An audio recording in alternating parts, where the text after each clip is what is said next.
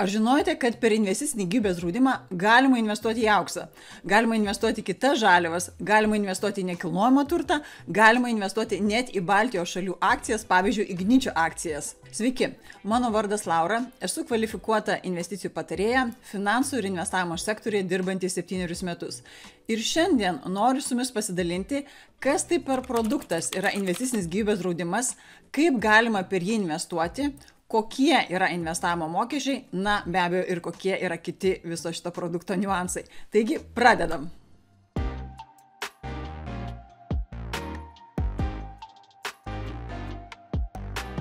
Pradėkime nuo to, kasgi tai yra investicinis gyvybės draudimas, koks tai produktas.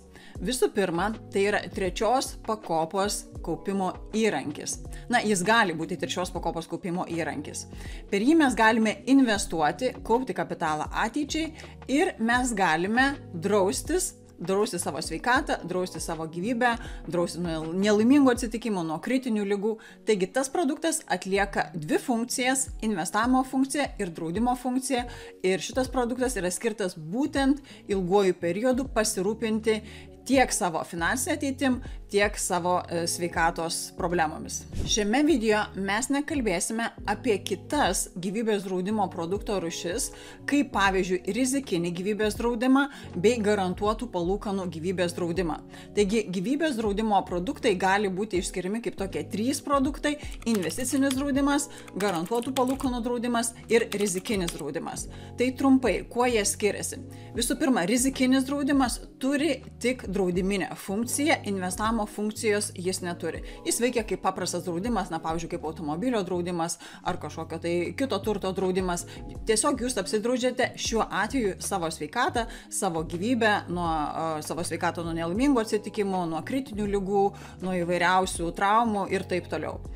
Garantuotų palūkanų kaupiamasis gyvybės draudimas taip pat turi funkciją ir draustis, ir kaupti, kaip ir investicinis, tik tiek, kad garantuotų palūkanų draudime investicinė dalis yra užfiksuota, ji yra garantuota ir ji nei kyla, nei krenta. Iš pirmo žvilgsnio skamba kaip ir visai neblogai, tačiau ta garantuota dalis pastaruoju metu ypač yra maža, gali nesiekti net 1%. Senesnėse sutartyse ji gali būti kiek didesnė, 2–3%, man atrodo, nesu mačiusi daugiau negu 4%.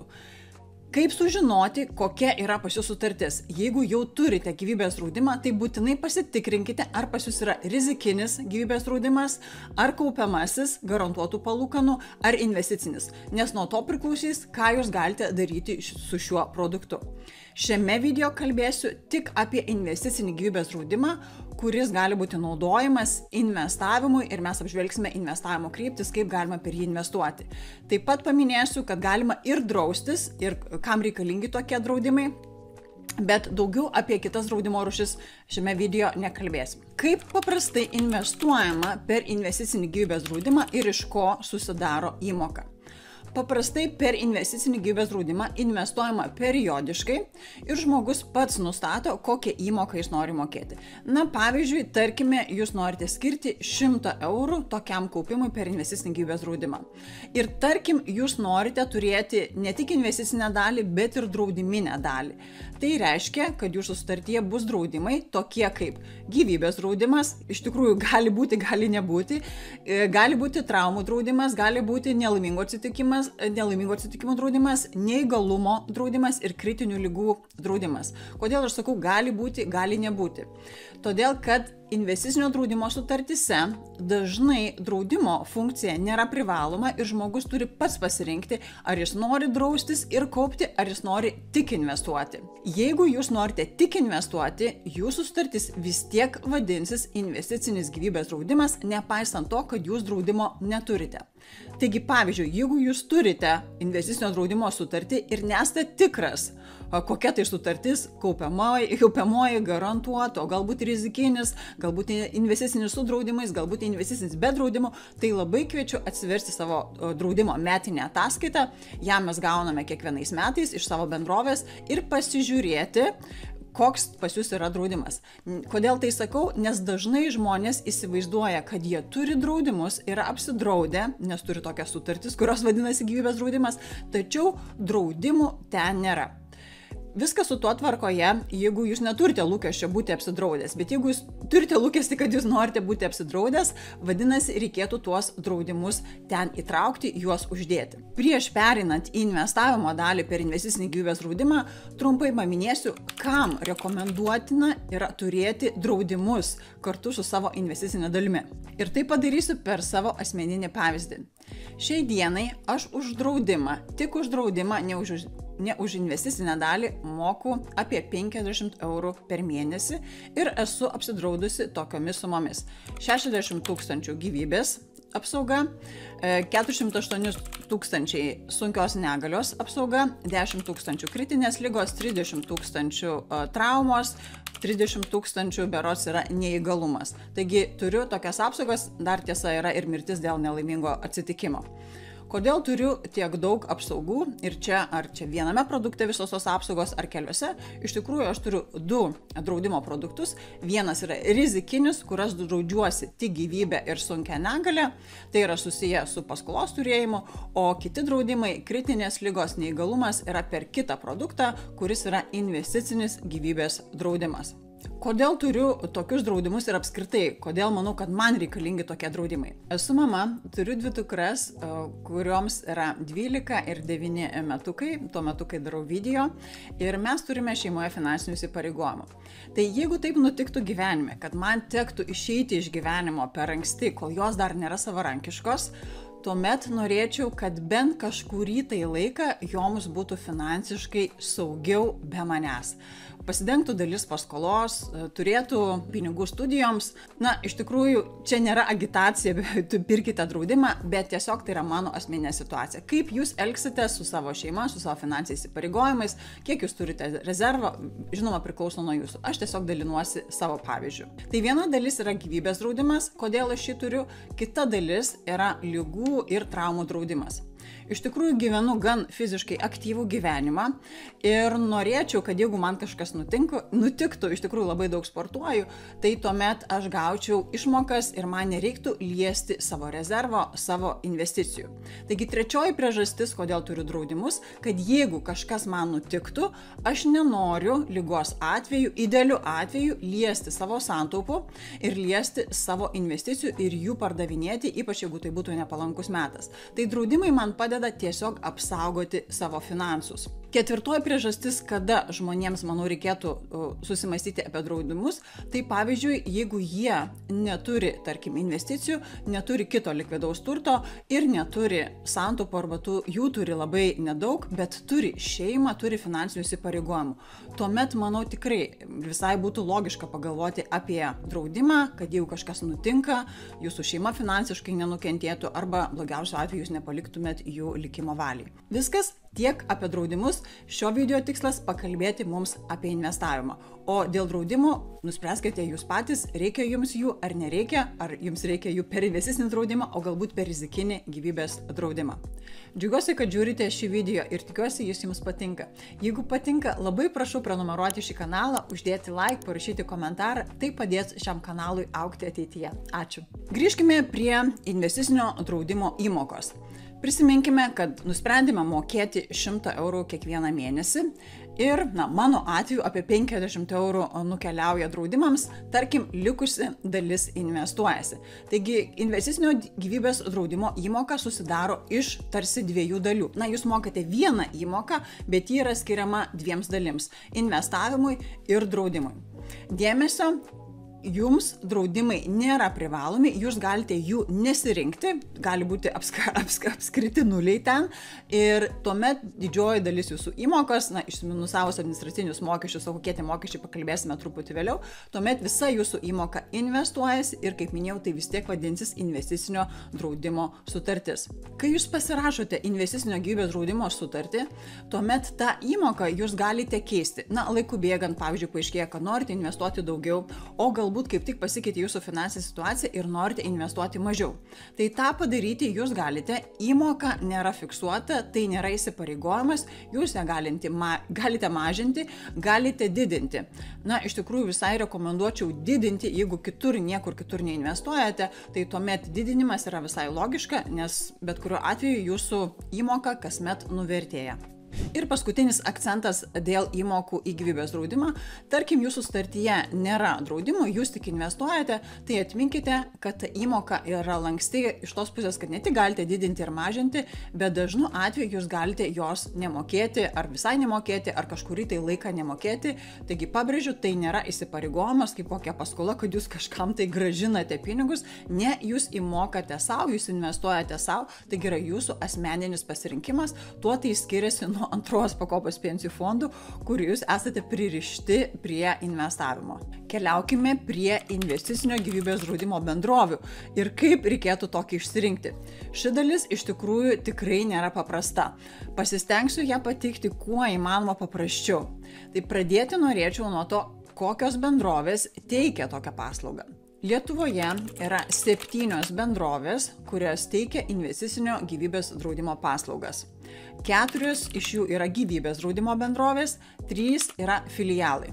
Kas man visai įdomiai pasirodė, niekada apie tai nesusimąsčiau, kad gyvybės draudimo paslaugas SEB, Svede ir Šiaulių banke siūlo ne patys bankai, o iš tikrųjų jų įkurtos atskiros bendrovės, kaip pavyzdžiui SEB Life Insurance kompanija, Swedbank Life and Pension Insurance kompanija, SB draudimas. Tai nėra tas pats Šiaulių bankas, tai yra atskiros įmonės. Na ir be abejo yra Ergo, Allianz, PZTU ir Kompensa. Kaip rekomenduočiau išsirinkti bendrovę, kurioje jūs norėtumėte kaupti ir draustis. Tai tą padaryti, kaip minėjau, tikrai nebus lengva, bet rekomenduočiau atsižvelgti į tokius 4 kriterijus. Visų pirma, įsivertinti investavimo kryptis ir tų investavimo krypčių grąžas, ką mes šiame video ir bandysime padaryti, įsivertinti mokesčius, ką mes taip pat šiame video bandysime padaryti, ir įsivertinti kitus kriterijus, tai yra lankstumą ir patikimumą. Na, tą paliksiu jums pasidaryti savarankiškai. Atsirinkti gyvybės draudimo bendrovę turėtų būti, gan atsakinga procedūra. Kodėl? Ogi todėl, kad ateityje keisti gyvybės draudimo bendrovės jūs negalėsite. Na, pavyzdžiui, 3 pakopoje, tai yra pensijų fonduose ar 2 pakopos pensijų fonduose, jūs galite keisti bendrovę per visą kaupimo investavimo laikotarpį. Tačiau gyvybės draudimo sutartys sudaromos, tam laikotarpiui, kurios yra sudaromos, galbūt iki pensijos, ir per tą laikotarpį jūs negalėsite pereiti į kitą draudimo bendrovę, nebent jūs nutrauktumėt sutartį ir tuomet sudarytumėt naują sutartį su kita bendrovė. Bet tai gali būti iš tikrųjų gan brangi procedūra, todėl rekomenduočiau atsirinkti atsakingai, remiantis tais kriterijais: grąža, mokesčiai, lankstumas ir patikimumas. Dabar pakviesiu jūs kartu pasivaikščioti per visų 7 draudimo bendrovių puslapius ir pasižiūrėti, kaip investuojami pinigai per investicinį gyvybės draudimą, o vėliau apžvelgsime ir mokesčius. Keliaukime į SEB banko puslapį ir pasižiūrėkime, koks pas juos yra investicinio gyvybės draudimo produktas ir kur jo ieškoti. Investicinio gyvybės draudimo SEB reikėtų ieškoti prie pensijos. Atsidarome pensijos puslapį, keliaujame prie 3 pakopos. SEB bankas sudėjo 3 pakopos 2 įrankius, tai yra pensijų fondus ir turi investicinį gyvybės draudimą, vadinasi aprūpinta senatvė. 3 pakopos pensijų fondų mes neapžvelgsime, tą aš jau esu padariusi video, kurį rasite tikriausiai čia. O dabar mes kalbėsime apie kaupimą per investicinį gyvybės draudimą aprūpintą senatvę. Keliaujame į aprūpintos senatvės investicinės kryptis. Kur čia mums jų ieškoti? Štai, investavimo krypčių sąrašas. Keliaujame čia. SEB banko produktas aprūpinta senatvė turi 8 investavimo kryptis. Ir matome, jos yra skirtingos rizikos kategorija 4, 3, 4, yra subalansuoto investavimo, SEB Active fondai 55 bus 55% akcijų, SEB Active 30 su 30% akcijų, toks nuosaikesnis investavimas, labiau tiems, kam yra jau apie 60 metų tinka, sargaus investavimo kryptis ir taip toliau. Tai turime nemažai krypčių, taip dabar nelendant giliai į krypčių puslapius ir žiūrint, kur investuojasi pinigai, apibendrintai pasakysiu, kad SEB aprūpintos senatvės investavimo kryptis, jeigu tai yra akcijų kryptis, jos investuoja į plačiai diversifikuotą pasaulio fondą arba jų kažkokią tai kombinaciją.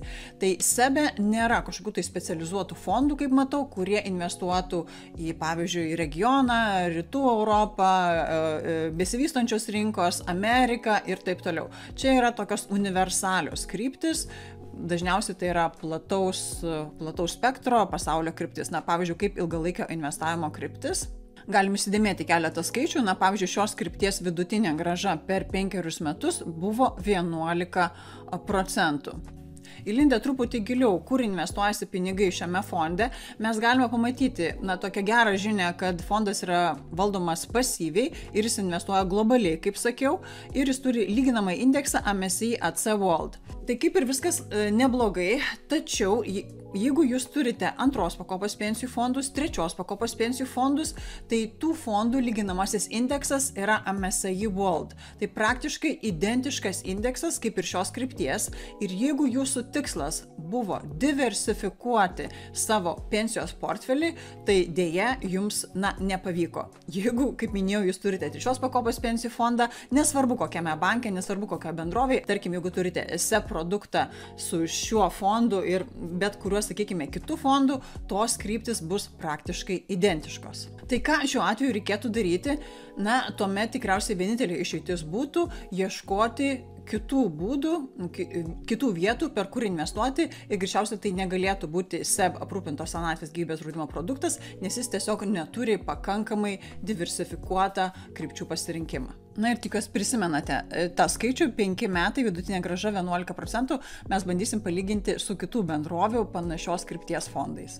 Dabar keliaukime į Swedbanko puslapį ir pažiūrėkime, kaip investuojasi per investicinį gyvybės draudimą ten. Taigi keliaujame į taupimas ir investavimas berods, taip. Ir čia nėra pavadinta draudimu, tai šis produktas yra pavadintas privačiu portfeliu ir dėmesio. Swedbankas anksčiau turėjo produktą, kuris vadinasi saugi pensija berods. Tai irgi buvo gyvybės draudimo produktas, dabar to produkto nebematau SEB krepšelėje, tačiau jis pervadintas, ar čia papildomas produktas, kuris vadinasi privatus portfelis. Tai dėmesio, tai irgi yra gyvybės draudimo produktas, kodėl tai gali būti gerai ar blogai, nežinau, tai nėra nei gerai, nei blogai, bet tiesiog turėti omeny, kad, čia taip ir paminėta, nieko neslepiama, kad tai yra investicinio gyvybės draudimo paslauga. Tai gali būti ir privalumas, nes tai yra susiję su mokestinėmis lengvatomis. Apie jas pakalbėsime pačiame video pabaigoje, tai truputį kantrybės ir viską sužinosit. Apie mokesčius taip pat dabar neužsiminsiu, bet jie iš karto atrodo visai neblogi. Tik turėkit omeny, kad 1,25 bus greičiausiai taikoma ir visai gan ilgą laiką, nes 0,4 yra taikoma, kai yra virš 100 000 jau sutartyje. Ką mes dabar analizuojame, tai investavimo strategijas. SEB, tai yra Swedbanke šiuo atveju, yra 5 kryptis, kur galima investuoti. Ir tos kryptis yra paskirstytos į akcijų ir obligacijų kryptis skirtingais deriniais. Tačiau galim pasižiūrėti akcijų kryptyje, ar vis tik neatsikartoja ta pati global kryptis. Atsivertę dokumentą mes matome, kad turime 5 metų rezultatą, bet turim čia išskaidytą, pasižiūrime 5 metų vidurkis. Tai ne taip jau gražiai ir atrodo, čia tik tai 6,6, SEB banke, prisimenat, buvo virš 11%, tai kažkas čia ne taip, sakyčiau, greičiausiai, nežinau, galbūt per daug skubotos išvados, bet jau man keltų kažkokį tai įtarimą. Taip, čia nėra tik MSCI World indeksas, bet indeksų toksai kratinys, matau, yra S&P įdėta, ir MSCI USA, ir dar vienas MSCI USA. Tai yra fondai, kurie atkartoja indeksus, tai yra indeksiniai fondai, bet valdytojas jau matau sudarė savo kažkokį tai krepšelį, kuris panašu čia į World krepšelį, bet jau to valdytojo sudarytą krepšelį, ir pagal 5 metų rezultatus galima galbūt daryti ir kiek skubotą išvadą, kad tas sudarytas krepšelis nelabai pasiteisino, būtų galbūt geriau tiesiog investuoti į MSCI World indeksinį fondą. Bet galbūt valdytojas turi kažkokių slaptų strategijų, kurios pasiteisins ilguoju periodu, nežinau ir, kaip sakant, tik laikas parodys. Ir klausimas, ar jūs norite rizikuoti ir tą išbandyti savo kailiu. Nuo 2007 metų matome, kad vidutinė grąža, netokia ir graži, tik tais 2,3%, bet turėkim omeny, kad į tą laikotarpį įeina ir 8 metų krizė, tai viena didžiausių finansinių krizių ir tai labai, sakykime, sumažina vidurkį. Keliaukime į trečiąjį banką, ne banko, o banko filialą Šiaulių banko SB draudimas ir paieškokime ten investicinio gyvybės draudimo. O Šiaulių banke draudimas, kaip ir visai sąžiningai, yra po draudimo skiltyje, tai yra draudimo skiltyje ir matome, čia yra investicinis ir rizikinis, kurį minėjau, rizikinis, kai nėra investicinės dalies, yra tik draudžiamasi, be investavimo, investicinis, kai galima draustis ir investuoti. Taip, mums įdomios investavimo kryptis, pasižiūrim, kokios yra platinamos kryptis ir jų čia yra visai nemažai. 14 krypčių yra Šiaulių banke, jos visos yra valdomas INVL Asset Management, bent jau anksčiau taip vadinosi, dabar tai yra kaip susijungę su Šiaulių banku ar su Šiaulių draudimu, kaip čia be pavadinsi. Ir čia yra mano minėta įdomioji Gold kryptis, kai mes galime investuoti į auksą, tai yra į fondą, kuris seka aukso kainą. Tai pavyzdžiui, jeigu jūs tikite aukso perspektyva arba norite savo krepšelį, pavyzdžiui, diversifikuoti ir jame turėti dalį aukso, tai per INVL produktą tą įmanoma padaryti. O mes pasižiūrėkime INVL World kryptį, ji greičiausiai bus čia, INVL Index Plus, paieškokime lyginamojo indekso. Taip, lyginamasis indeksas tas pats MSCI World ir ta pati problema, ne problema, bet tiesiog faktas, kad ši kryptis investuoja arba remiasi tiksliau lyginamojo indeksu MSCI World. Ką tai reiškia? Pasikartosiu, kad jeigu jūs turite antrą pakopą ir jeigu yra aktyvi, juo labiau, jeigu jūs turite trečios pakopos pensijų fondus, tai jeigu ir būsit pasirinkę tą kryptį INVL draudime, tai žinokit, kad jokios diversifikacijos čia praktiškai nėra, nes visos kryptis atkartoja plius minus tą patį indeksą, galbūt šiek tiek kitokiom sudėtiniam dalim, bet labai identiškai. Tai jeigu siekiate diversifikacijos, reikėtų, aišku, rinktis kitas kryptis, galbūt Gold kryptį, galbūt JAV kryptį arba Emerging Markets, čia priklausomai nuo to, ką konsultantas jums rekomenduos ir ką jūs išsigryninsit ir kaip plačiai pažiūrėsite į savo portfelį ir jo strategiją. Paieškokime dar 5 metų rezultato. Taip, ir matome INVL Index Plus, jau visai neblogai atrodo, 11,47% per paskutinius 5 metus ir matom, tai praktiškai identiška kaip yra SEB fondo, kuris vadinasi ilgalaikio investavimo kryptis. Kitas kryptis tiek SEB banke, tiek Swedbanke, tiek INVL ar SB draudime kviesiu patiems pasinagrinėti. Čia tik parodau būdą, kaip reikėtų tą daryti, kaip reikėtų analizuoti. Dar vieną dalyką paminėsiu apie SB kryptis, tai pavyzdžiui, kur yra žodis DEP, tai bus obligacijų kryptis, kur yra equity, tai bus akcijų kryptis ir tai bus 100% akcijų kryptis. Kur yra skaičiai, dažniausiai tie skaičiai rodo akcijų dalį tame fonde. Dabar keliaukime į PZT investavimo kryptis, į PZT draudimo investavimo kryptis ir pažiūrėkime, kasgi ten darosi. Beje, prieš pradedant analizuoti PZT kryptis, paminėsiu, kad PZT investavimo kryptis valdo INVL. Ar tai valdo dabar SB draudimas, ar kita INVL hebra, tiksliai nežinau, bet plius minus tie patys žmonės turėtų būti. Keliaukime į PZT puslapį, pasižiūrime čia investavimas ir PZT turi 2 tokius pasirinkimus. Mes galime rinktis portfelius, jau suformuotus portfelius, kurie yra konservatyvus, nuosaikus, subalansuotas ir augimo, žodžiu 4 kryptis ir tie portfeliai jau yra sudėlioti už jūs ir greičiausiai tuose portfeliuose bus, pasižiūrime strategiją greitai augimo portfelio, čia nebus 100% akcijų, bus 80% tik tais akcijų, lyginamasis indeksas matau čia nepaminėtas, reikėtų kapstyti giliau. greičiausiai čia jis bus paminėtas, taip, MSCI World atspėjau ir MSCI Emerging Markets, tai irgi globalus indeksas, dažnai jis yra dedamas kartu su World. Na, čia šiek tiek daugiau dar tų priemaišų, yra FTSE 100 kažkodėl įdėtas.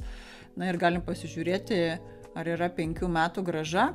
Taip, yra 5 metų grąža 6%. Tai mano manimu, tas makalavimasis su šitais ETF-ais, bent jau šitame portfelyje, nelabai pasiteisino, bent jau per 5 metus turime ne daugiau, bet beveik dvigubai mažesnę grąžą negu SEB banke ir negu NVL Index Plus kryptyje. Keliaukime į įdomesnės investavimo kryptis, kur portfeliai nėra sudėlioti ir mes galime patys susidėlioti iš šitų krypčių. Berods jų yra 12. Ir mano minėta aukso ir žaliavų kryptis čia yra, Baltijos šalių kryptis ir čia galima investuoti į Ignitį, iš kur aš tai žinau, o jeigu nueisime į aprašymą, Volia, to pozicijos, NVL Baltijos fondas netgi yra ir Igničio grupė. Tai jeigu jūs, pavyzdžiui, turite sutartį su Pozitu ir tikite Baltijos šalių rinką, tikite Igničių, galite investuoti į Ignitį per gyvybės draudimą. Grįžkime dar čia, yra JAV akcijų kryptis ir tikriausiai pasaulio kryptis, kurgi pasaulio akcijų kryptis. Pasižiūrime Pozitu pasaulio kryptį ir vidutinį jos rezultatą, matome per 5 metus, kaip jiems sekėsi, apie 10%, tai sakyčiau visai neblogai, žiūrint tai, kad tai tikrai nebus identiški indeksai parinkti. Pavyzdžiui, JAV kryptis per pastaruosius 5 metus 13,66%, tai šiek tiek didesnė grąža, na ir ilguoju periodu paprastai JAV regione, bent jau istoriškai, visuomet buvo 1 ar 2% didesnės grąžos negu pasaulio kryptise. Mums beliko apžvelgti Compensa ir Ergo. Keliaukime į Compensa puslapį ir pasižiūrėkime, kokiosgi ten yra investavimo kryptis. Compensa portfelių neturi suformuotų, turi 15 berods skirtingų krypčių ir pasaulio krypties jie neturi, gal visai ir logiška, jie galbūt tikisi, kad klientai pas juos ateis jau turintis antras pakopas ir šios pakopos pensijų fondus. Na ir pavyzdžiui, pasižiūrėkime US kryptį, vidutinių metinių grąžų čia nematau, bet jeigu mes įvesime 2019, per 5 metus Compensa kryptis uždirbo 119%, tai kaip uždirbo, paaugo jos vertė, paaugo fondo vertė šiek tiek daugiau negu dvigubai ir galim grįžti į Pozitu puslapį ir pasižiūrėti tą patį rezultatą JAV akcijų krypties 5 metų ir čia matom gerokai mažesnį procentą, tik 72% per tą patį laikotarpį. Be abejo, šiuose kryptise gali lyginamieji indeksai, na ir fondo kryptis, investavimo kryptis nebūti identiškos, akivaizdu, kad jos nėra, nes rezultatai skiriasi, kokie jie, jeigu jums jau įdomu, tai kviesiu padaryti tai savarankiškai. Čia tiesiog mano tikslas buvo parodyti, kaip gan stipriai gali skirtis investavimo rezultatai įvairiose bendrovėse. Atrodo tos pačios kryptis, tačiau rezultatai gali būti kardinaliai skirtingi. Keliaukime dabar į paskutinę gyvybės draudimo kompaniją, tai yra Ergo, ir pasižiūrėkime, kaip investuojasi pinigai per būtent Ergo produktą. Ir matome, kad Ergo turi portfelius suformuotus, juos galime rinktis, yra 3 portfeliai.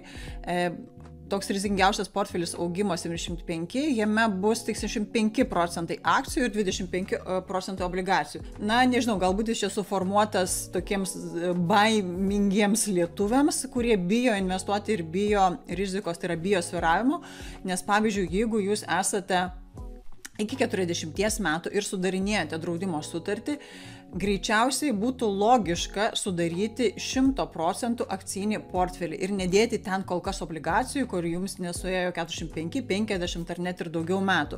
Tai čia toksai, sakyčiau, mano manimu, kiek atsargokas portfelis, bet tai nėra, neprimkite to kaip asmeninės rekomendacijos. Tai į augimo programos vidurius jau nelysime, greičiausiai čia bus ta pati global kryptis. Jeigu mes norime kitos negu global krypties, jau mes turime keliauti į į investavimo kryptis ir patys susidėlioti portfelį. O jį susidėlioti turime iš ko? Berods čia yra 12 skirtingų krypčių, yra ir Europos regionas, ir JAV regionas, ir pasaulio besivystančių rinkų regionas, ir pasaulio akcijų indeksas, ir pasaulio akcijos, tai vienas bus indeksinis fondas, kitas nebus indeksinis fondas. Na ir palyginimui galim pasižiūrėti ilgo laikotarpio pajamingumą, kaip sekasi, o štai yra ir vidutinis, kaip sekasi pasaulio krypčiai. Ergo matom, kad vidutinė grąža yra 9% pasaulio akcijos, tačiau indeksas kiek geriau, jau arčiau SEBO ir arčiau NVL-o, tai viskas kaip ir logiška. Ir JAV kryptis matome 13%, pažiūrim absoliučias grąžas, kad palyginti pavyzdžiui su Compensa. Tai yra 89% 5 metų, Compensui buvo berods 119. Tai šiek tiek mažiau, bet gilesnės be abejo analizės reikalautų. Čia tiesiog parodau, kaip reikėtų analizuoti kryptis tarp skirtingų bendrovių. Atrodo, tikrai atlikome visai nemažą darbą, palyginome bent keletą krypčių iš skirtingų Lietuvoje esančių gyvybės draudimo bendrovių ir jų filialų. O dabar keliaukime prie nemažiau sudėtingos dalies, būtent gyvybės draudimo mokesčių. Mums pagelbės, analizuojant gyvybės draudimo mokesčius, Lietuvos bankas. Keliaukime į Lietuvos banko puslapį ir pasižiūrėkime, kur tos informacijos reikėtų ieškoti. Į paiešką aš įvedžiau Lietuvos bankas investicinis gyvybės draudimas ir išmeta man šitą puslapį. Čia galima irgi surasti nemažai naudingos informacijos, bet šiuo atveju aš pasinaudosiu tuo puslapiu mokesčių analizavimu. Tai juos rasti galime čia spaudžiame daugiau informacijos ir atsisiunčiame šį dokumentą.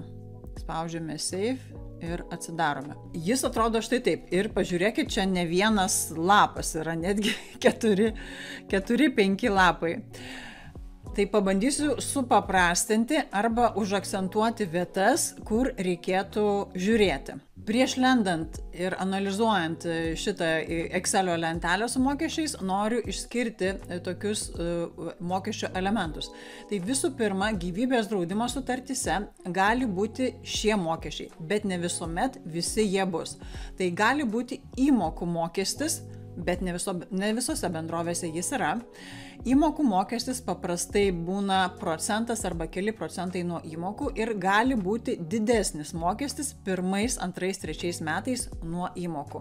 Bet kokie tie mokesčiai, įmokų mokesčiai, pasižiūrėsime jau, kai analizuosime lentelę. Dabar tiesiog atsiminkite, kad gali būti įmokų surinkimo mokestis, gali būti sutarties administravimo valdymo mokestis, gali būti investicinio turto valdymo mokestis, na ir 4 mokestis nesusijęs su investavimu, tai yra draudimų mokesčiai. Jeigu jūs turite draudimą, draudžiatės, pavyzdžiui, gyvybę, draudžiate savo sveikatą, tai yra jums atskaitomi draudimo mokesčiai.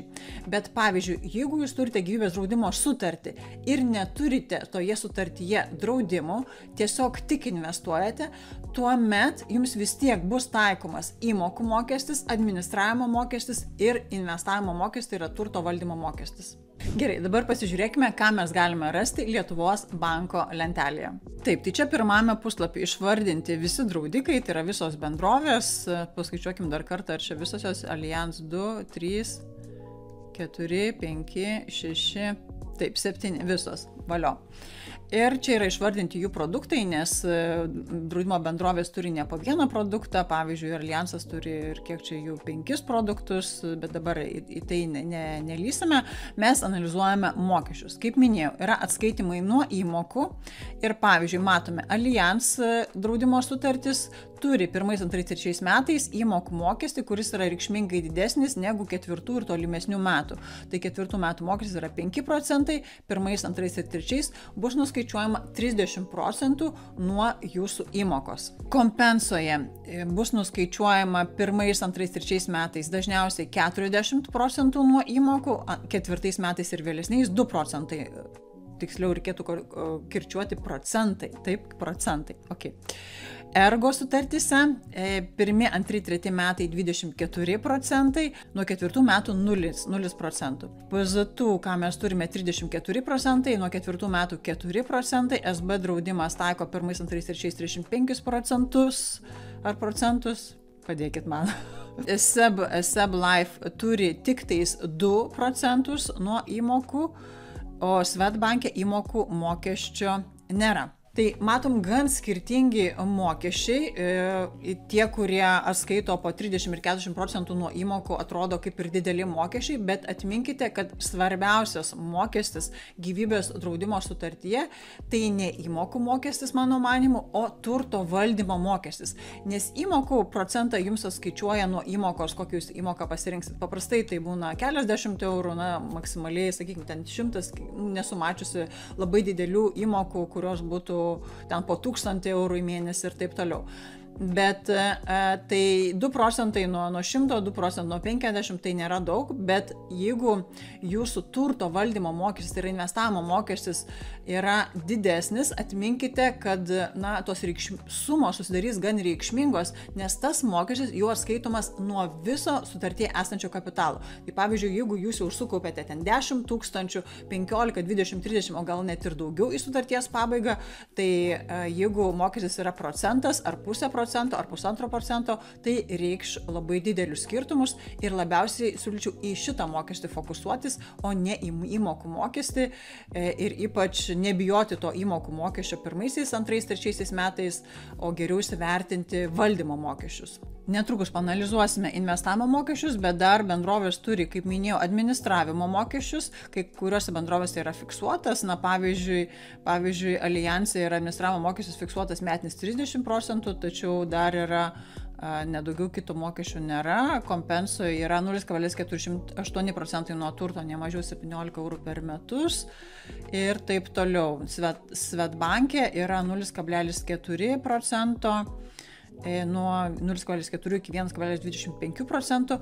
Šitie mokesčiai irgi bus atskaitomi nuo viso turto. Tai čia toksai panašus kaip ir ta valdymo mokestį, turto valdymo mokestį administravimo, jeigu jis yra procentinis, jis yra atskaitomas nuo viso turto. Ir investicijų valdymo mokesčiai už investavimą bus atskaitomi vienareikšmiškai nuo viso turto. Ir čia vėlgi mokesčių įvairovė. Gali būti 1% arba 1,95%. Gali būti dar papildomi trečiųjų šalių mokesčiai. Kompensa draudiko mokesčių nėra. Trečiųjų šalių mokesčiai yra nuo 0,95 iki 5,64%. Tai iš tikrųjų labai didelė amplitudė. Ergo Life gali būti ir labai nedidelis valdymo mokestis, bet siekia iki 1%, PZT, sakykime, panašiai, SB irgi panašiai sviruoja, net nuo 0 gali būti. Ir Swedbank'e matome ir trečių šalių mokesčiai dar papildomai iki 0,5% galėtų būti. Kokie trečiųjų šalių mokesčiai būtų taikomi jums, tai priklausys nuo to, kokį fondą jūs pasirinksit. Todėl čia ir parašyti tie intervalai, nes jie priklauso nuo fondo, į kurį jūs investuotumėte. Nes viename fonde gali būti ten 0,7%, kitame fonde 1,7%, tai todėl reikėtų jau, kai suformuojate savo portfelį gyvybės draudimo investicinių krypčių, tai tuomet atkreipti dėmesį, kokie mokesčiai yra taikomi toms investicinėms kryptims ir tik tada daryti išvadas. Čia daug ar mažai, čia brangu ar čia normaliai. Visa kita, kas čia yra lentelėje, jau nėra tokia labai reikšminga arba finansiškai, sakykime, skaudi informacija, tai sutarties nutraukimo mokestis, bet jis dažniausiai yra simbolinis iki 50 eurų, kai kuriuose bendrovėse iki 30 eurų, bet tai nekainuoja jums labai smarkiai finansiškai, jeigu jūs nutrauktumėt sutartį, tiesiog turėkite omeny, kad jūs sutartį galite nutraukti, galite bet kada nutraukti, tačiau nutraukimo tokios baudos, apribojimai yra susiję ne su tomis bendrovėmis, kuriuose jūs turite sutartis, bet labiau su mokesčių lengvatomis. Taigi periname prie dalies apie mokesčių lengvatas per gyvybės draudimą. Žiūrint į tas mokesčių lenteles, gali susidaryti vaizdas, kad, o dieve, taigi čia tiek daug mokesčių aš sumoku. Neskubėkite daryti išvadų, iš tikrųjų mokesčių atrodo visai nemažai, tačiau nepamirškite, kad ir investuojant per trečios pakopos pensijų fondus yra mokesčiai ir jeigu jūs investuosite savarankiškai, jūs anksčiau ar vėliau turėsite susimokėti mokesčius. Aišku, mokesčius investavimo bendrovės susimokėsite greičiau, tačiau kitus mokesčius valstybei nuo pelno jūs susimokėsite vėliau arba tada, kai parduosite turtą. Taigi, gyvybės draudime investavimas turi mokestinių lengvatų. Kokios tos lengvatos?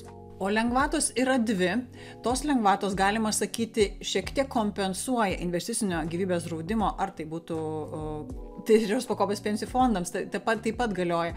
Neišskirkime vien tik gyvybės draudimo, kad jis kažkaip yra subsidijuojamas iš valstybės. Tos pačios lengvatos galioja trečios pakopos pensijų fondams ir mokestinės lengvatos ir šitam produktui ir kitam produktui mažina tą mokestinę naštą ir daro jį pakankamai finansiškai patrauklų. Kokios tos lengvatos? Lengvatos yra dvi. Pirmoji lengvata tai yra įmokų lengvata ir jūs galite susimažinti savo GPM mokamą valstybei 20% nuo jūsų įmokų į investicinį gyvybės draudimą per metus grįžta jums kaip GPM permoka. Tai pavyzdžiui, jeigu jūsų įmoka buvo 100 eurų ir ta įmoka buvo su draudimu ar be draudimo, tai neturi reikšmės, 20% nuo šitos įmokos jums galėtų grįžti kaip GPM permoka, jeigu jūs neturite kitų mokestinių prievolių VMI. Tai reiškia, kad per metus jūs galite susigrąžinti 240 eurų, jeigu, aišku, neturite kitų produktų, kuriems irgi galioja ta pati lengvata ir jūs jau tą limitą, galima susigrąžinti limitą viršijate. O limitas yra, kad galime susigrąžinti iki 300 eurų per metus už savo gyvybės draudimo sutartis, už savo vaikų gyvybės draudimo sutartis arba jeigu mokame už sutuoktinį. Tikiuosi įmokų lengvata aiški. Kita lengvata, kuri galioja investicinio gyvybės draudimo sutartims, tai yra pelno lengvata. Kaip ji veikia? Ji įsijungia tik tais po 10 metų nuo sutarties sudarimo. Ir pavyzdžiui, jeigu jūs parduosite savo kapitalą iš investicinės gyvybės draudimo sutarties, tiesiog nutrauksite sutartį ir išsimokėsite savo pinigus, paprastai kalbant, tai tuomet visas turtas, tai yra visas prieaugis, jeigu tiksliau, visas prieaugis atsiradęs iš investavimo, tikėkime, jo ten yra, jis bus neapmokestintas. Aišku, to prieaugio bus daugiau, kuo sutartis, greičiausiai bus daugiau, kuo sutartis ilgesnė. Jeigu jūs investavote 15, 20, 30, galbūt ir 35 metus ir išsimokate savo pinigus iš gyvybės draudimo sutarties, parduodate visą ten esantį kapitalą ir išsigryninate pinigus, tuomet prieaugis jau bus neapmokestintas, iš tikrųjų įsigalioja tas neapmokestinimas jau po 10 metų, bet jeigu jūs norėjote naudotis ir įmokų lengvata ir nenutraukėte sutarties, neišsiminėjote pinigų likusi 5 metams iki pensijos, tokia yra įmokų lengvatos sąlyga, jūs turite išlaikyti pinigus 5 metai iki oficialaus pensijinio amžiaus, tuomet jums galios abi lengvatos, tiek įmokų lengvata, tiek pelno mokesčio lengvata. Na ir visai, pačiai pabaigai, du dalykai, ką dar noriu užakcentuoti, kad iš investicinio gyvybės draudimo sutarčių jūs galite pinigus išsimti, kada norite. Aišku, jeigu jūs norite paisyti lengvatų ir jas gauti, tai tuomet jau reikėtų laikytis tų reikalavimų, bet iš principo nėra apribojimų, kad jūs privalote laikyti turtą kažkokį tai sutartą laikotarpį. Ir kai jau sutartis baigėsi arba baiginėjasi, jūs galite tą turtą laisvai išsimti, visą sumą dalimis, nėra kažkokių tai apribojimų, nėra anuitetų ir jūs galite laisvai disponuoti. Na ir paskutinis kabliukas su investicinio gyvybės draudimo produktu yra tas, kad įmokas gali mokėti darbdavys. Tai taip pat kaip ir per trečios pakopos pensijų fondus, įmokas gali mokėti darbdavys tiek už pensijų fondą, tiek už investicinio gyvybės draudimo sutartį. Tai kalbėkite su savo darbdaviu ir pasinaudokite darbdavio lengvata, kuri jums leistų susigrąžinti ne 20% nuo įmokų, bet galėtumėt gauti kažkur apie 70% lengvatą. Tai reiškia, jeigu jūsų įmoka į gyvybės draudimo sutartį yra 100 eurų ir jūs mokate šiuo metu iš asmeninių pinigų, jeigu darbdavys perimtų tą įmoką, darbdavys galėtų mokėti 170 eurų. Aišku, tas 100 eurų vis tiek dar būtų jūsų, bet 70 eurų darbdavys galėtų įmokėti šią sutartį sutaupytų mokesčių sąskaitą ir tai yra legalu. Labai tikiuosi, kad šis video padėjo jums gerokai geriau suprasti tokį sudėtingą produktą kaip investicinis gyvybės draudimas.